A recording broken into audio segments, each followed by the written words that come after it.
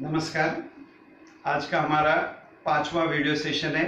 Work from home के लिए यह हमारा तीसरा सेशन रहेगा।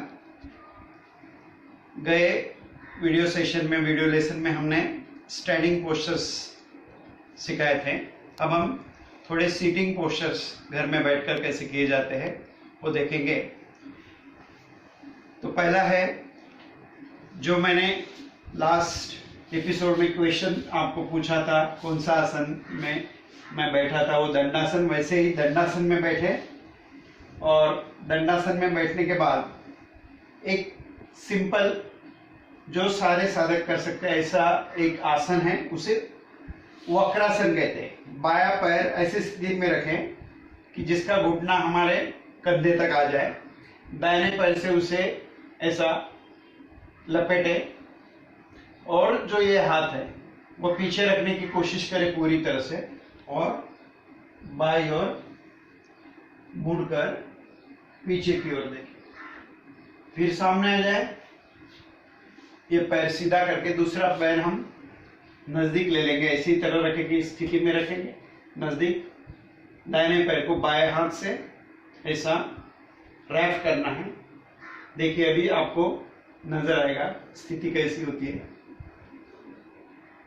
श्वास जारी रखना है, छोड़ देना है। हर आसन अगर आपने 10 से 20 सेकंड तक किया है तो बीच में 10-20 सेकंड आपको रुकना है। ये बैठ के करने वाले आसनों में थोड़े टफ आसन और भी है, मगर पहले आप इसकी प्रैक्टिस करें। आने वाले जो लेसन है उसमें हम और भी टफ आसन देते जाए। इसके बाद हम करेंगे जानु शिरासन। एक पैर सीधा रखा है, एक पैर मोड़ दिया है। जिनको घुटने की थोड़ी तकलीफ होती है वो ज्यादा ये पैर ना मोड़े, ऐसा रखें।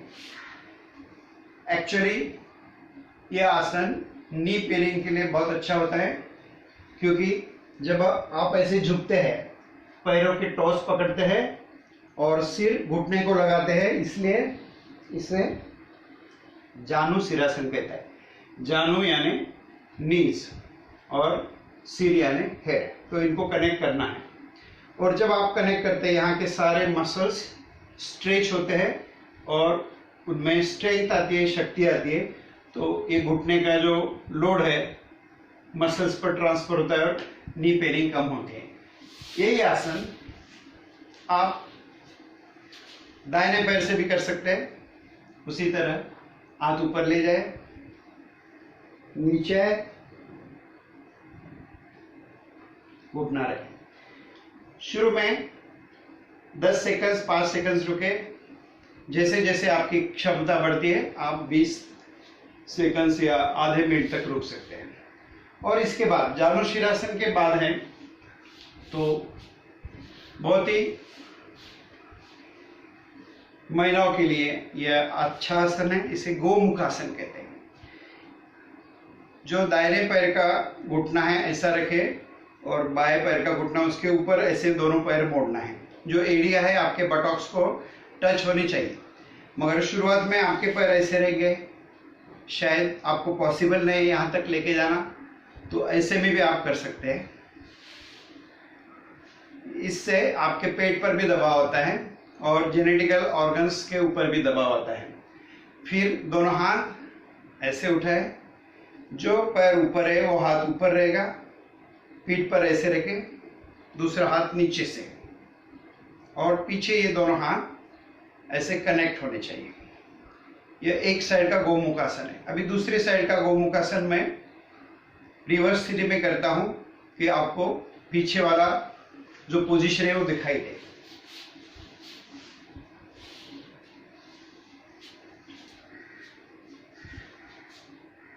अब दाहिना घुटना ऊपर है तो दाहिना हाथ ऊपर से, बायां नीचे से, उंगलियां ऐसी कनेक्ट करनी है और यहाँ पर खींचा हुआ है। जो रेड की हड्डी यानी स्पाइन है उसमें खींचा हुआ है। आपको फ्रोजन शोल्डर या लोअर बैक पेन, उससे इसमें रिलीफ मिल सकता है। 10 सेकंड से 20 सेकंड रुके और छोड़ दें। ऐसा करने के बाद अभी आगे का आसन जो है, जैसे ये था गोमुखासन। ये जो चतुष्पाद प्राणी होते हैं, पशु, उनके द्वारा हमको ये सीख मिलती है अलग अलग। वैसे ये कैट पोस्चर है, मार्जरासन। ये मार्जरासन में दोनों हाथ और दोनों घुटने इक्वी डिस्टेंस ऐसे रखे 4 पाई में जैसे होते हैं वैसे।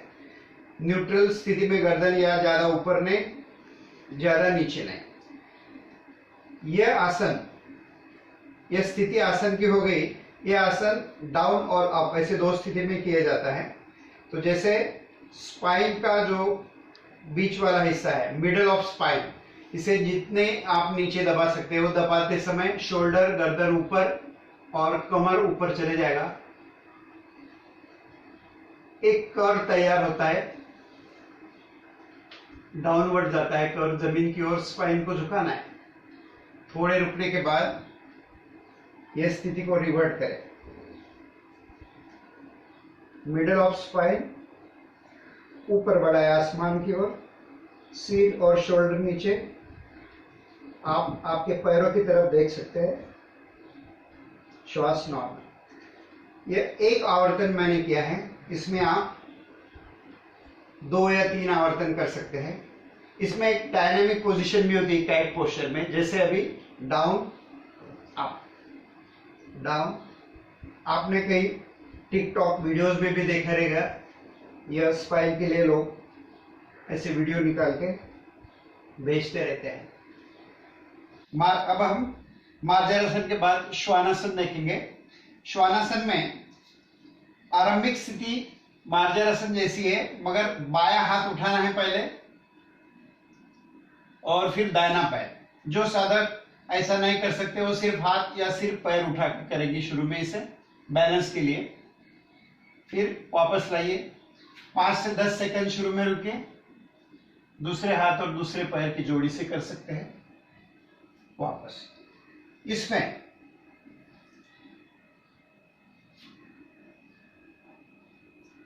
हाथ की तरफ देखना है तो आप बैलेंस रख सकते हैं।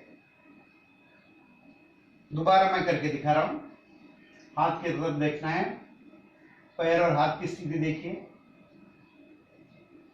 श्वान यानी डॉग, इसे डॉग पोस्चर भी कहा जाता है। इसके बाद उष्ट्रासन। सभी चतुष्पाद प्राणी जैसे गौमुखासन हो गए, कैट पोस्चर यानी मार्जरासन, श्वानासन। अभी उष्ट्र यानी ऊंट, कैमल। कैमल पोस्चर में 3 प्रकार होते हैं। जैसे मैंने खड़े होकर लास्ट सेशन में दिखाया था अर्धकटी चक्रासन, तो वैसे ही यह घुटनों के बल बैठकर यह अर्ध उष्ट्रासन किया जाता है। अर्ध उष्ट्रासन में और एक दूसरा वेरिएशन है, वो देखिए ऐसे करेंगे। एक हाथ धीरे धीरे आप रख सकता है। शुरू में आपको डिफिकल्ट हो सकता है तो ना करें, फिर धीरे धीरे हाथ ऊपर उठाए।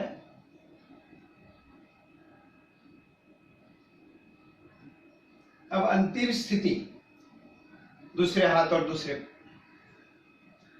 पैर पे रखें।